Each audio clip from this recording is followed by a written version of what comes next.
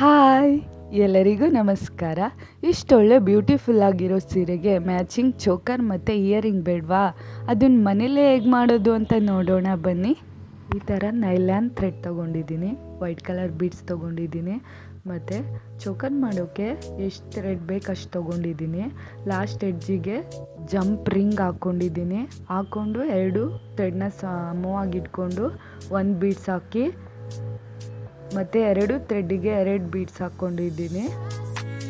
ಮತ್ತು 1 ಬೀಡ್ಸ್ ಹಾಕಿ 1 ಥ್ರೆಡ್ಡಿಗೆ ಇನ್ನೊಂದು ಥ್ರೆಡ್ನ ಆ ಬೀಡ್ಸ್ ಹೋಲೊಳಗಡೆ ಹಾಕಿ ಅದನ್ನು ಟೈಟ್ ಮಾಡ್ಕೊತೀನಿ. ಈ ಥರ ನೋಡಿ ಟೈಟ್ ಮಾಡ್ಕೊಳ್ಳಿ. ಈ ಥರ ರೆಡಿ ಆಗುತ್ತೆ. ಮತ್ತು ನೆಕ್ಸ್ಟು ಇದೇ ಥರ 1 ಥ್ರೆಡ್ಡಿಗೆ 2 ಬೀಡ್ಸ್ ಹಾಕ್ಕೊಂಡು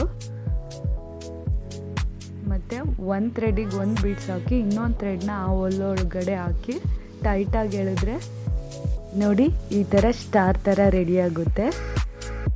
ನೋಡಿ ಈ ಥರ ಫುಲ್ ಇದೇ ಥರ ಬೀಡ್ಸ್ ಹಾಕ್ಕೊಂಡು ಬಂದು ಲಾಸ್ಟ್ ಎಡ್ಜಿಗೆ ಈ ಥರ ನಾಟ್ ಹಾಕ್ಕೊಳ್ಳಿ.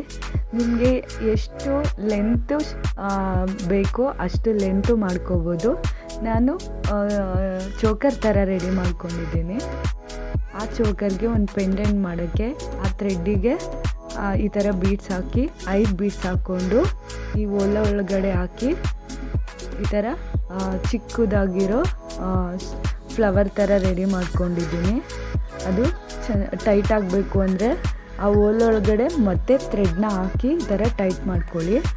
ನೋಡಿ ಎಷ್ಟು ಟೈಟ್ ಆಯ್ತು. ಇವಾಗ ಈ ಥರ ನಾಟ್ ಹಾಕ್ಕೊಳ್ಳಿ.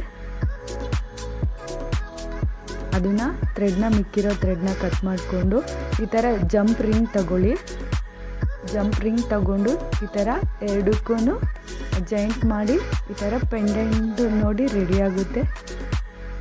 ಮತ್ತು ಎಡ್ಜಿಗೆ ಆ ಥರ ಜಂಪ್ ರಿಂಗ್ ಹಾಕಿ ಮತ್ತು ಈ ಕಡೆ ಸೈಡು ಒಂದು ಗೋಲ್ಡ್ ಚೈನ್ ಹಾಕ್ಕೊಂಡ್ರೆ ರೆಡಿ ಆಗಿಬಿಡುತ್ತೆ ಚೋಕರ್. ನೋಡಿ ಎಷ್ಟು ಚೆನ್ನಾಗಿದೆ.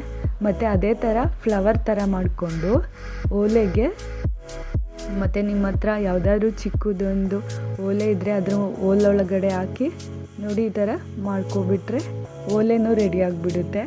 ನೋಡಿ ಎಷ್ಟು ಚೆನ್ನಾಗಿದೆ. ಇದನ್ನು ವೇರ್ ಮಾಡಿದರೆ ಯಾವ ಥರ ಇರುತ್ತೆ ನೋಡಿ. ಈ ಓಲೆನ ಬಟನ್ಸ್ ಓಲೆ ಥರನಾದರೂ ಯೂಸ್ ಮಾಡ್ಬೋದು.